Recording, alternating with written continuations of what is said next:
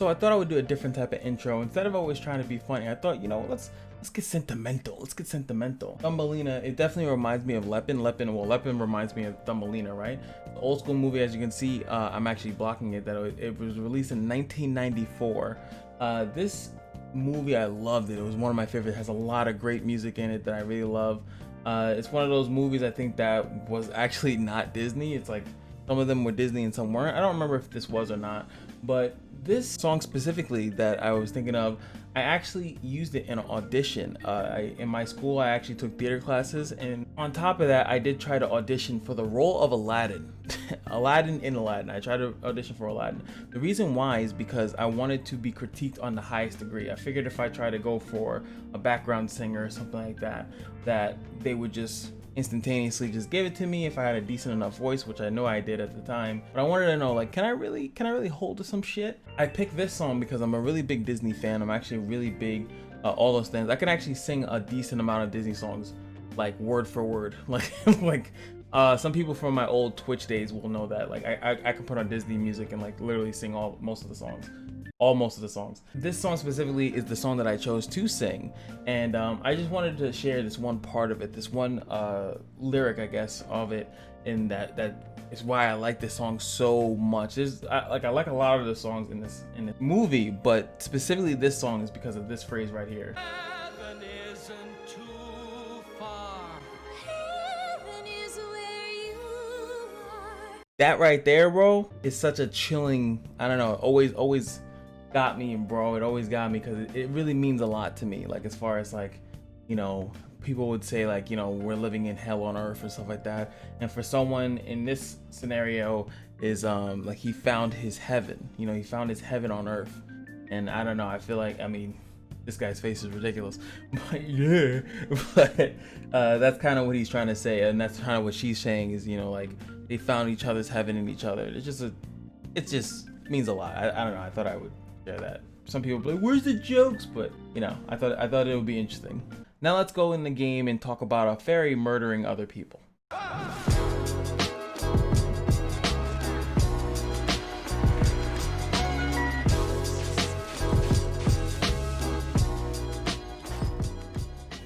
What's going on, guys? It's your boy Cash, and today's video hopes that you find a little bit of heaven in this channel, hopes that your next poop doesn't stink as much, and is 100% MFO. Now, I made a promise in the dev note video that this video I will be convincing you that you can actually use LEPIN in PvP.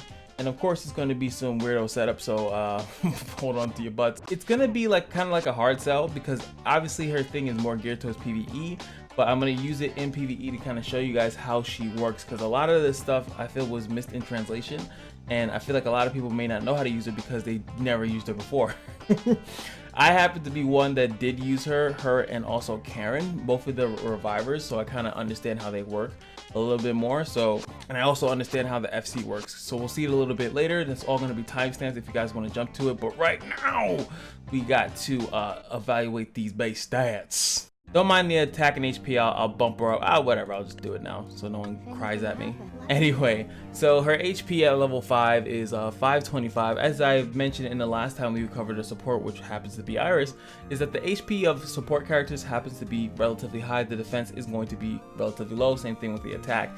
They're just meant to be these HP sponges, kind of. That's just kind of how they work.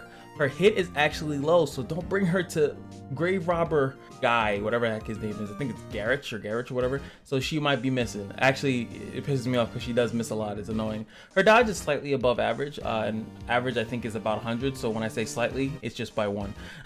Critical hit is 90. Who cares? Block is 60. I kind of care about that. And attack speed is 31. So she is relatively slow. And crit damage, block defense, and luck is exactly the same on every single character. Her attack speed is a little bit of a liability, but we'll also go into why it's kind of not. It sucks that she's slow, but it's also that, you know, usually you want supports to be slow so stuff happens and they actually have a purpose in your team comp. In order to understand it, we gotta paste it together. As you guys know, like, we need to understand the base unit so that we can understand the FC unit. So let's go and check this out. And like I was stating before, homegirl's 23, so we in the place to be. And as Kabuki would say, Let me senpai. I love you, Kabuki, bro. But as you guys can see here, if I actually click on the right things, right? So here is her original design. It's pretty much the same thing. Her animations are the same in both skins. So No mercy.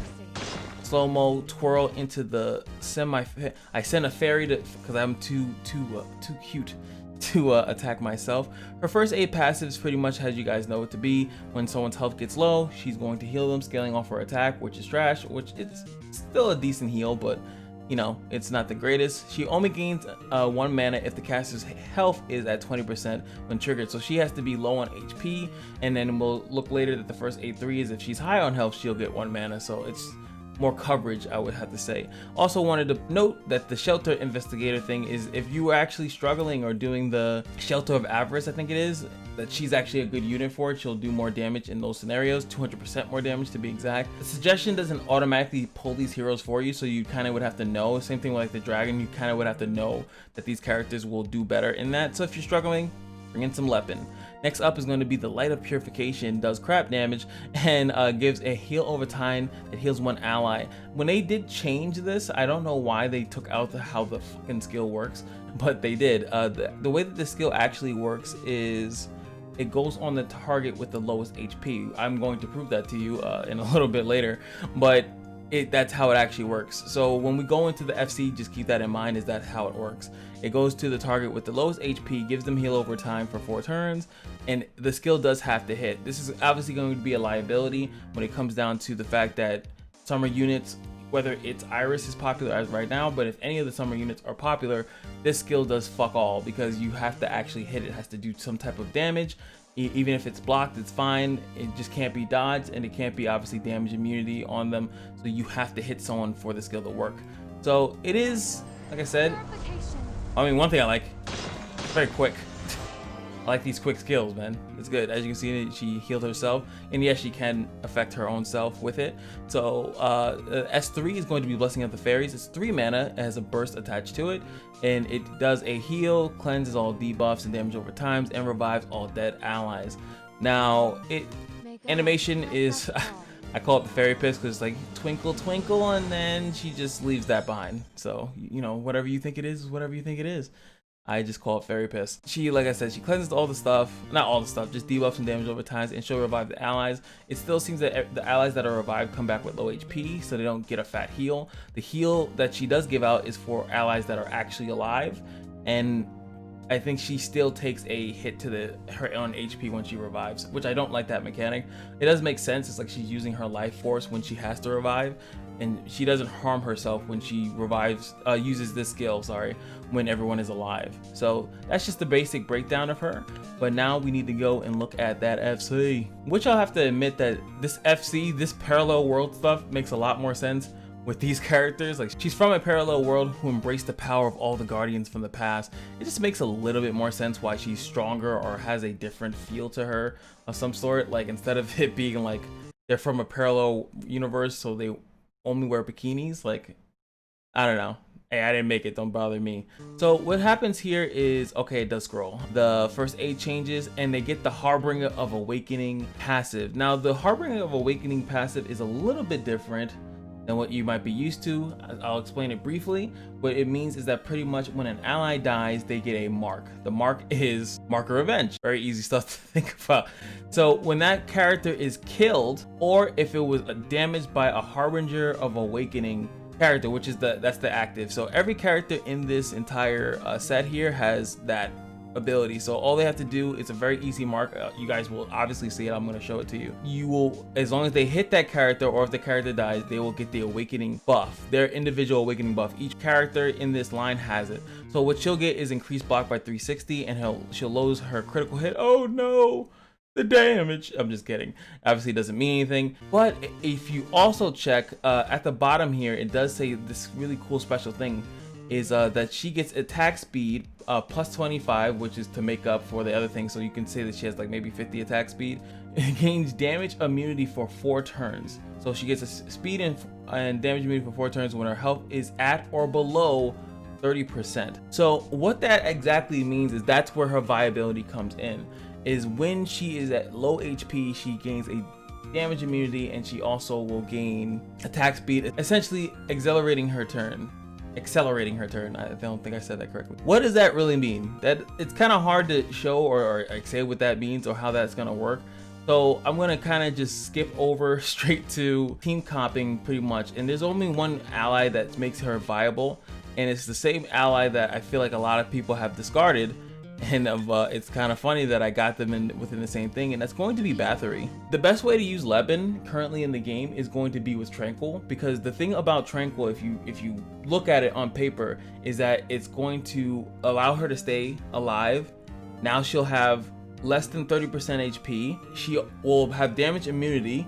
She's slow, which means that everyone else, if there was some blocking involved or any of that other nonsense that has been involved, she should be able to do her S3 and then revive everybody when they come back.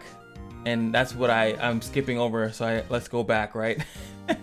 When they come back, they will have damage immunity, and that damage immunity, if we go back here, because I'm jumping the gun, but I wanted to bring it into you so you guys understand how it works. They're gonna come back with damage immunity, and it's one time. So for one time, those characters will come back. They'll be able to take one individual hit. They'll have low HP, but they'll be able to come back, and that is huge because they come back with the mana that they had. So if you have Iris in the team comp, they took a while to die, then she gets her Tranquil triggered, someone died, they're going to be able to come back with their stick of butter, their whole freaking bar, and they can utilize it, and they still have that one get out of jail free card. So that's what's really strong about this. That's where all the goodness comes out of it. So that's the strategy, that's the hook. You use Bathory to enable yourself to pretty much be low. She's not nature though, she is frost, so she has to have that mana. But with Iris right now, and Iris being base faster than her, she'll at least have 2 mana, and then she would only need to have 2 blocks occur pretty much before her turn comes, and other people have to be dead in order for that to be. If not, she could just use it to heal. It's 24% of her own maximum HP, which is pretty, as we now know, as we have seen, is high. Her HP is relatively high, so it would be a fat heal. She can also use it, and it's burst, so if there's any other shenanigans that go through it, the burst will do more healing. She'll heal even better, and that's the crazy part about it. Now when we go with the lighter purification, like I said, it's still a liability even with the skin, but if you can trigger the Summer's Blessing on someone so she has a target to hit, I would pretty much make sure that you do that. So she has a target to hit. The turn reset does do exactly what it says. It literally will give a character, the lowest HP character, a turn. They will immediately jump and get their turn, and it's that crazy. It's really that crazy of a mechanic. So the only issue right now is that, possibly on defense it might not work too well, but if you were navigating it, you can make it work. How would you make it work is like you would be using Bathory, right? So you can purposefully use Bathory's S2 or whatever so that it takes all the Summer's Blessings off. Then if Bathory or any other really high damage character is low, you can then expedite their turn, and then they'll get the turn, they can do something else. So there's ways to manipulate it. It's very, in PvP anyway, it's obviously a little bit more tricky to use. It does make you, I don't know, turn your brain cell on for like 2 seconds, but I think that's not that bad of a thing. In PvE, it's obviously a little bit easier because you're not dealing with Summer's Blessing, so this is more readily available to you. Your passive is only going to trigger when you're in deep doo-doo, and then she's still a reviver. So all good in the hood, obviously. And then if the whole marker revenge thing happens, which should happen as a reviver, you're not hoping, but you're there in case your allies die. She'll even be able to get that increased block to expedite her mana generation, and obviously you're going to be in a good spot. So let's go into the lovely it's PvE examples, but just to show you guys how stuff works. Everybody clap it up for our volunteer. Our volunteer home dude right here that's about to get absolutely obliterated. This guy's gonna die. He's always gonna die. He's going to be our proof of how the revive works. I'm just gonna attack into this guy. He's gonna get count. Oh, he dodged. Thanks for making my video unnecessarily long. All right, so unfortunately, I can't show you the revive yet, but I could show you how the S2 works. As I've said, it goes on the lowest HP character, and it goes by HP percent. It's gonna go on the character with the lowest percentage HP based on the bar. So hopefully you guys understand what that means. So I will be giving myself an additional turn, as long as this thing hits, right? Take this. And it does. And would you look at the... So you can obviously use it, especially if she gets it on herself.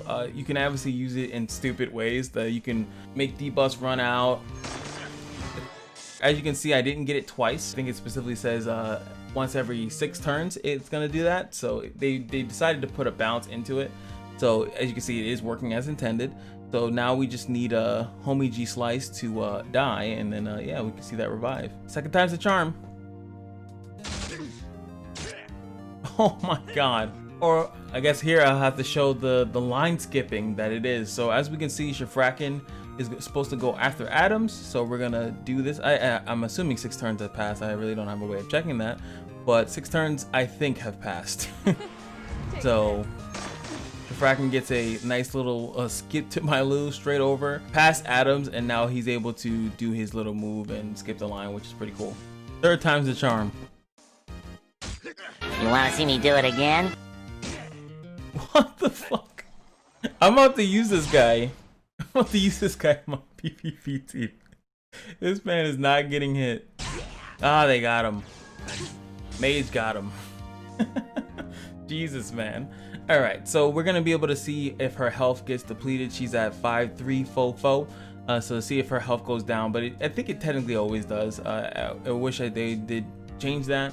So the cool obviously combo here is that you revive, and then you can give them a turn next time you get a turn and stuff like that, and get them back and heal them back up and all other nonsense. So we're gonna see her sprinkle sprinkle,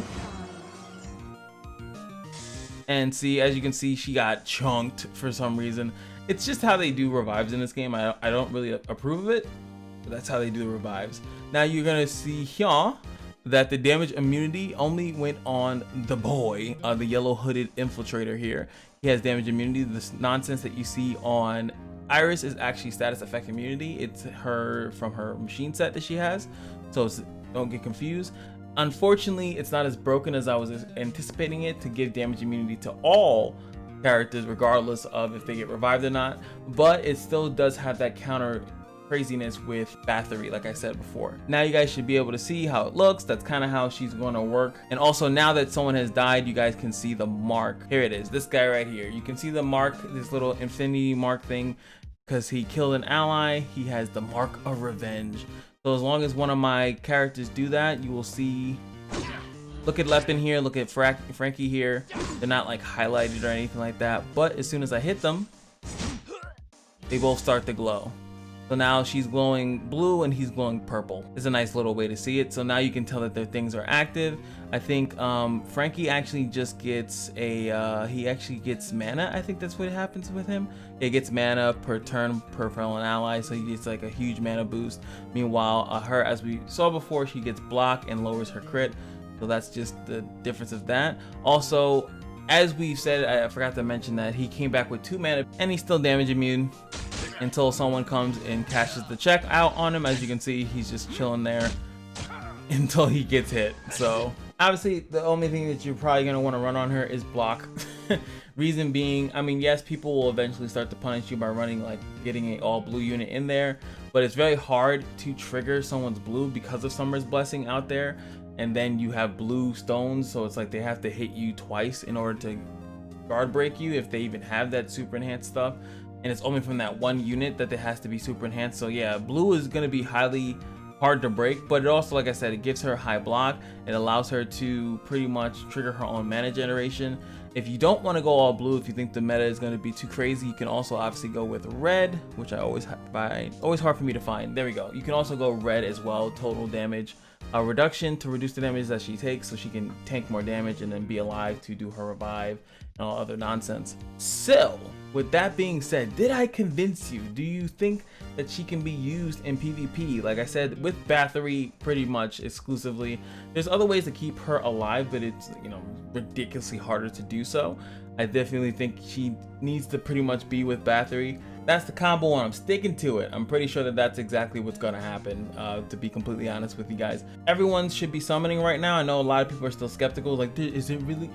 It's crazy, man. It's crazy to see how skeptical people are when even if my thing is that if they were to decide to not do it as intended as it's written, then you just quit the game, because at that point then, you know, there's no point of staying. But it's literally right now everyone is going to get this character for free, so I just wanted to bring out a review and show you guys exactly like what makes her really good and how she's supposed to work and how she works in general. And yes, Bathory really makes her good for PvP only, but in PvE she's gonna do really good. She's gonna be perfectly fine, especially with the whole manipulation of the turn. It's gonna be super duper easy to use her. So hopefully you guys enjoyed that. And there's something else that my memory's so shoddy. Oh yeah, like, comment, and subscribe if you enjoyed the video. And remember that every day at the cash, you know, is your lucky day. And I'll see you guys in the next video. Peace.